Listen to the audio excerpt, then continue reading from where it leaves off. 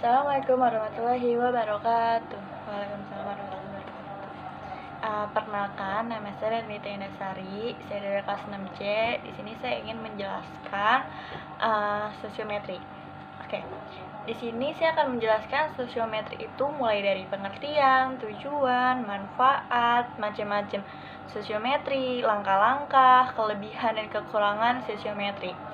Oke, berarti kita mulai aja dari pengertian sosiometri. Pengertian sosiometri. Sosiometri adalah alat untuk meneliti struktur sosial dari suatu kelompok individu kepada dasar penilaian terhadap relasi sosial dan status sosial dari masing-masing anggota kelompok yang bersangkutan.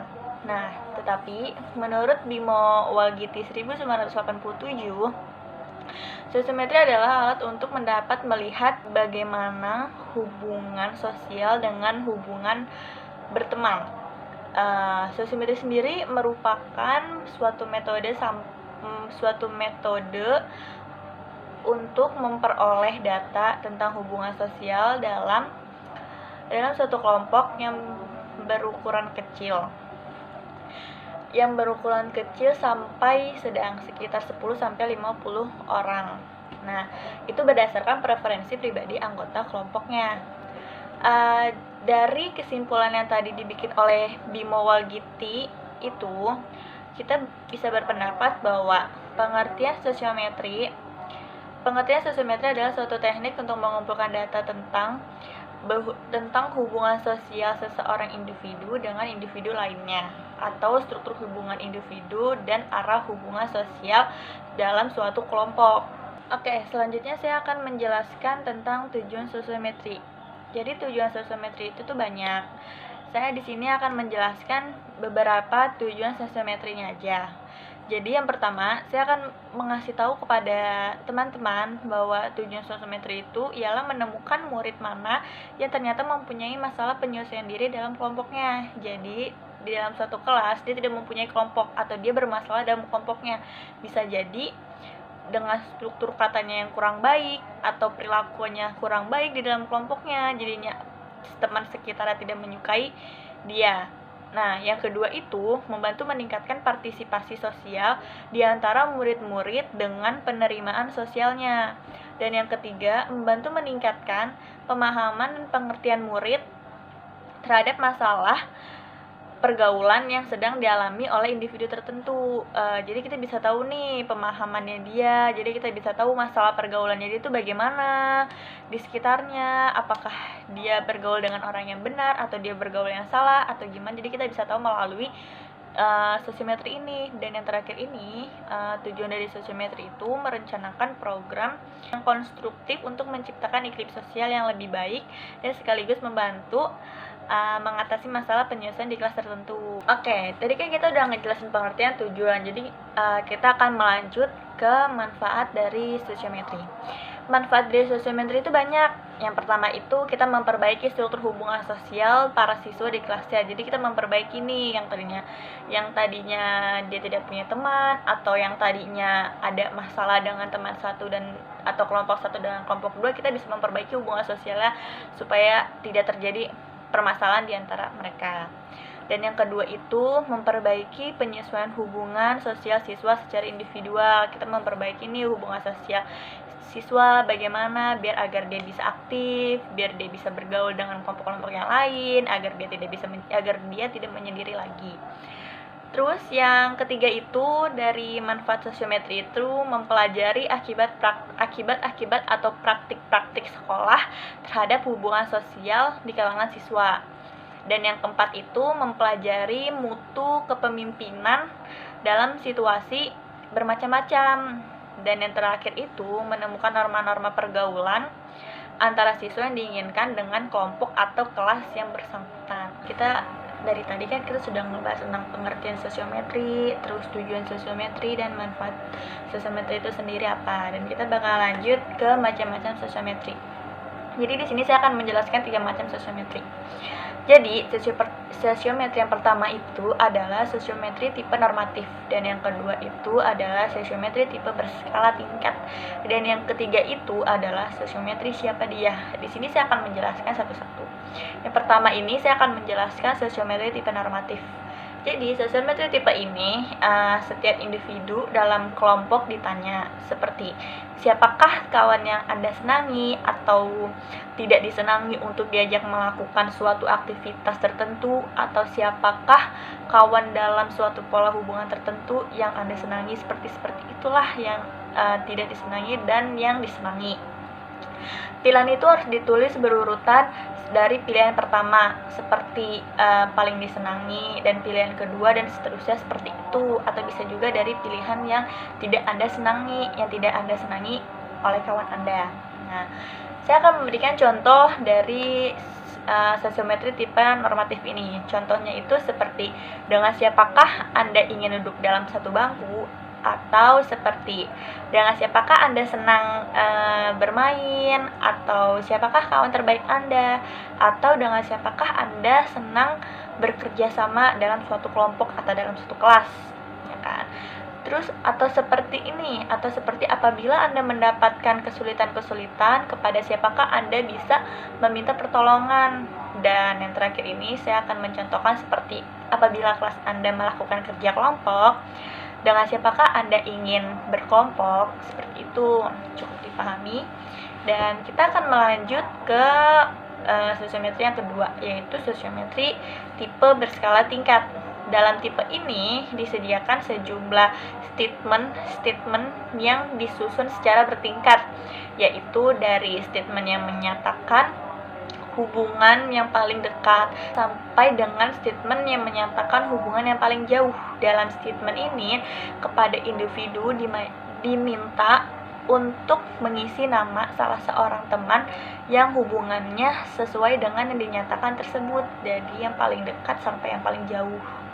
Di sini saya akan memberikan contoh-contoh statement-statement itu yang tadi saya jelaskan di tipe skala bertingkat. Jadi statementnya itu seperti, saya sangat menyenangi teman ini, saya sangat senang bersama dia dengan teman ini, kemanapun saya pergi.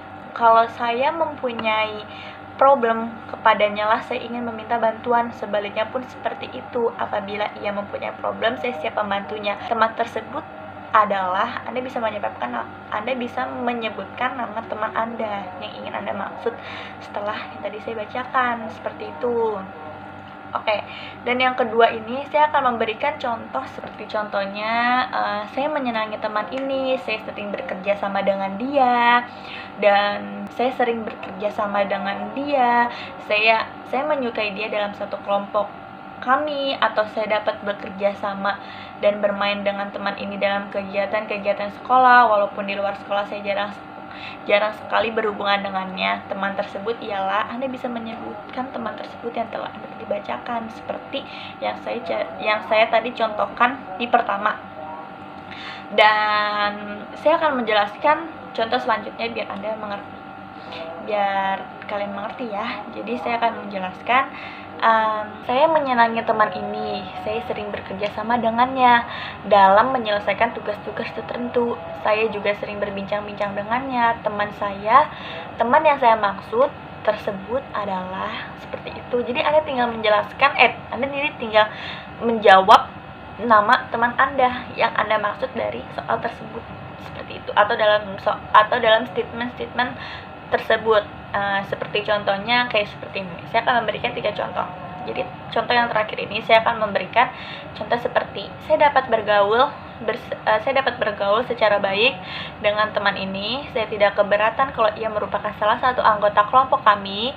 Saya dapat bekerja sama dan bermain dengan teman ini dalam kegiatan-kegiatan sekolah, walaupun di luar sekolah saya jarang sekali berhubungan dengannya atau jarang berkomunikasi seperti. Jadi itu dia berkomunikasi hanya di dalam suatu kelompok atau hanya di kelas saja, tetapi di luar dari kelompok dan di luar dari kerjasamanya dia tidak berhubungan dengannya. Jadi Anda bisa menyebutkan nama teman yang Anda maksud ini seperti apa. Oke. Dan yang ketiga ini saya akan menjelaskan tentang sosiometri siapa dia. Oke, di sini saya akan menjelaskan sosiometri tipe siapa dia. Ini yang terakhir ya, dari 3 macam sosiometri ini, sosiometri ketiga atau sosiometri terakhir yang saya akan menjelaskan kepada Anda. Jadi, dalam sosiometri tipe siapa dia ini, tipe ini disediakan sejumlah statement. Jadi sama nih kayak sosiometri tipe berskala tingkat. Nah, tapi statement ini tuh tentang sifat-sifat individu. Sebagian dari statement-statement tersebut mengungkapkan sifat yang positif, sebagian lagi mengungkapkan sifat yang negatif. Jadi ada positif ada negatifnya dalam statement ini. Kalau yang dari tipe skala bertingkat kan statementnya dari teman yang paling dekat sampai teman yang paling jauh. Sedangkan kalau yang sosiometri tipe siapa dia, itu tuh statementnya tentang positif dan negatif. Nah, seperti itu. Kepada masing-masing anggota kelompok diminta oleh memilih kawan-kawannya yang mempunyai sifat yang cocok diungkapkan oleh sistem ini. Jadi itu kalian mengungkapkan dengan statement yang positif dan negatif. Kalian memilih teman yang menurut kalian tuh cocok sama statement yang positif dan negatif. Oke, seperti ini. Jadi sosiometri tipe ini tuh juga disebut seperti tipe terkalah dia atau Guizhou dalam bahasa Inggrisnya. Dan karena pada setiap statement ada kemungkinan juga pilihan lebih dari seorang, maka tipe ini sering juga disebut tipe siapa mereka. Jadi bisa satu orang dan bisa juga lebih dari satu orang. Jadi siapa mereka dan siapa dia, seperti itu ya. Nah, jadi contoh-contoh dari statement-statementnya ini antara lain itu dalam keadaan kelas ini, saya akan memberikan contoh seperti ini ya. Dalam keadaan kelas ini ada teman yang hampir tidak pernah marah walaupun diganggu oleh temannya. Teman tersebut adalah atau siapakah mereka atau dia adalah siapa, seperti itu.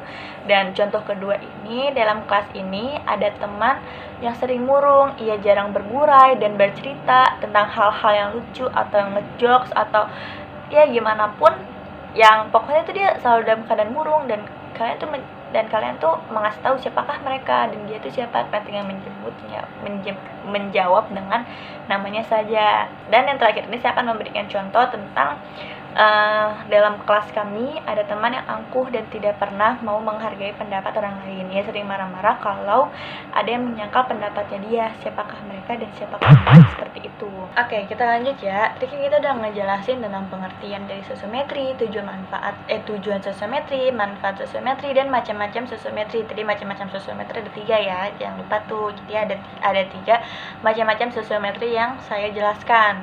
Oke. Dan kita akan lanjut ke data sosiometri.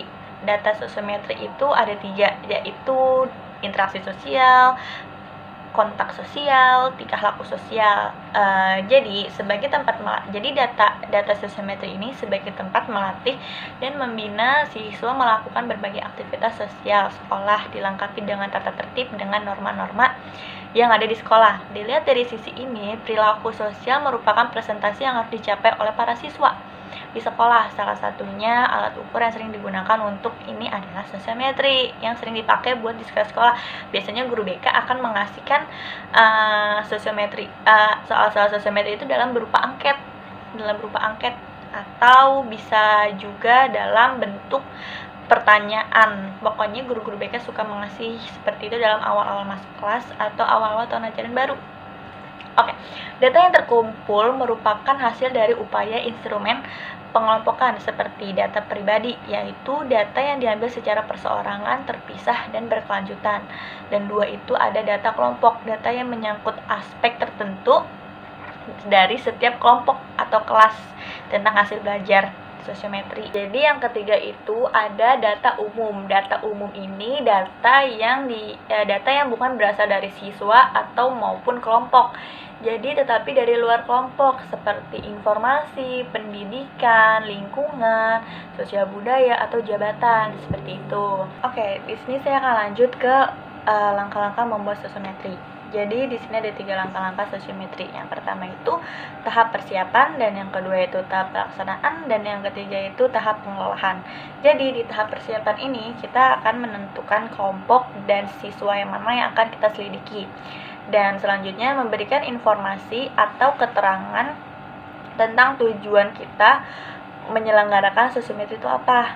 Dan selanjutnya mempersiapkan angka sosiometri. Seperti sudah saya bilang, kita akan menggunakan angket sosiometri seperti itu. Dan selanjutnya dari tahap persiapan kita akan lanjut ke tahap pelaksanaan. Di tahap pelaksanaan ini kita akan membagikan dan mengisi angka sosiometri kepada siswa atau kelompok-kelompok yang telah sudah ditentukan. Habis itu kita mengumpulkan kembali dan memeriksa apakah angket sudah diisi dengan benar. Apabila belum ada yang diisi dengan benar, maka kita kembalikan kepada siswa tersebut untuk mengisi angka sosiometri itu dengan benar. Dan dari tahap pelaksanaan kita lanjut ke tahap pengelolaan. Jadi di tahap pengelolaan ini kita akan memeriksa hasil angket tersebut yang telah diisi oleh para siswa-siswa tersebut. Dari memeriksa hasil angket, kita akan lanjut ke mengelola data sosiometri dengan cara menganalisis indeks, menyusun tabel tabulasi, dan membuat sosiogram. Langkah yang ditempuh dalam membuat sosiometri itu ada 2. Itu ditempuh oleh buat guru. Jadi itu ada 2 langkah sosiometri yang ditempuh, seperti langkah pemilihan teman dan langkah pembuatan gambar atau sosiogram. Jadi di langkah pemilihan teman ini, di sini guru menyuruh semua murid untuk memilih teman-teman disenangi secara berurutan sebanyak 1 atau 2 anak. Dalam memilih anak perlu disebut alasannya mengapa harus memilih teman itu. Jadi kalian tuh harus dengan alasan kenapa lo kalian memilih teman ini gitu. Seperti itu. Nah, untuk langkah pembuatan gambar atau sosiogram ini dari data yang telah kita buat dalam metrik sosiometrik. Dapat pula kita buat sebuah peta atau sosiogram. Dalam pembuatan sosiogram sosiogram diusahakan anak yang paling banyak dipilih diletakkan di paling tengah agar mudah dan diketahui siapa paling banyak dipilih, seperti itu. Dengan melihat hasil sosiometri, kita dapat mengetahui bagaimana kedudukan dan realisasi sosial dari masing-masing anak dalam kelompok, sehingga hasil dari sosiogram ini dapat diperbuat pertimbangan untuk menilai sikap sosial dan kepribadian anak tersebut dalam satu kelompok, seperti itu. Kita tadi sudah masuk di langkah-langkah, terus kita selanjutnya akan masuk dan kita akan membahas tentang hal-hal yang diperlukan dalam sosiometri. Hal-hal yang diperlukan dalam sosiometri ini yaitu yang pertama itu sosiometri tidak diseharuskan dipergunakan untuk sendiri atau cuman buat individu, tidak. Jadi itu sosiometri kan udah saya bilang tadi di awal, sosiometri itu digunakan untuk suatu kelompok, seperti itu, terlepas dari data yang dikumpulkan melalui metode lain. Jadi tidak bisa buat untuk satu orang saja.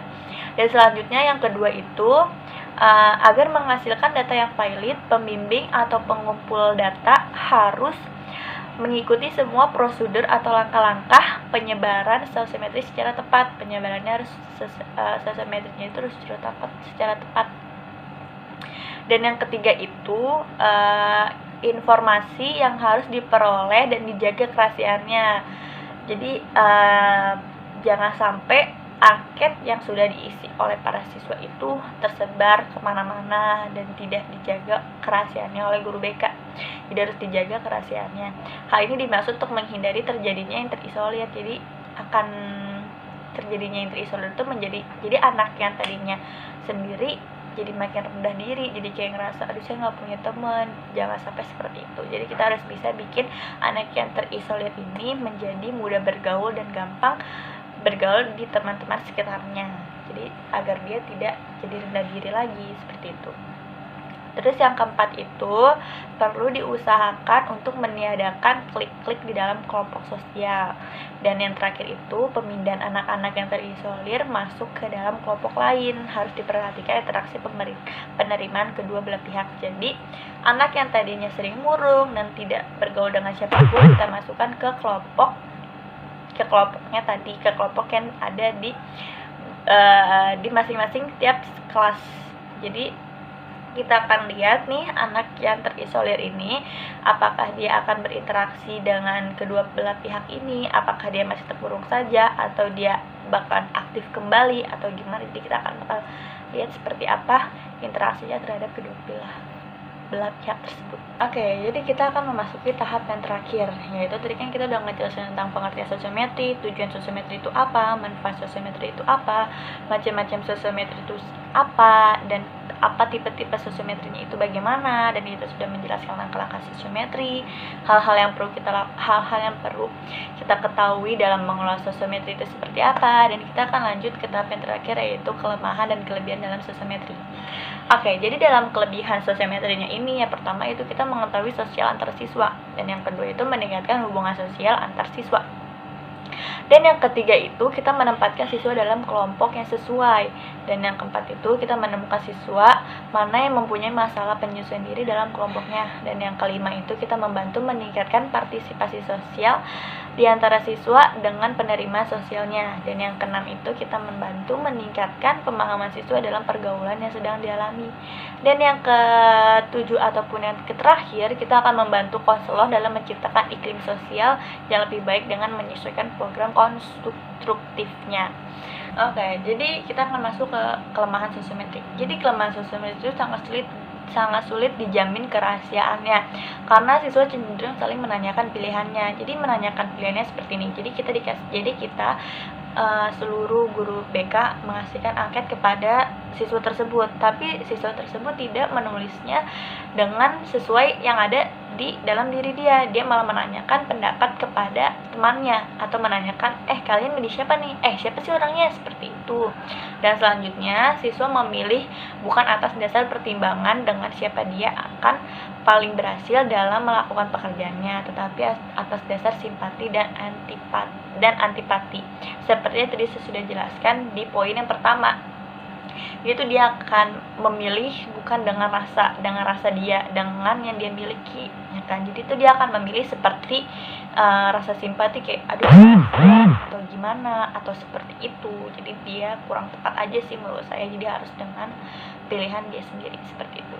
Oke, jadi cukup sekian saya menjelaskan tentang sosiometri dari saya Retmida Inasari. Ingin mengucapkan terima kasih banyak. Assalamualaikum warahmatullahi wabarakatuh.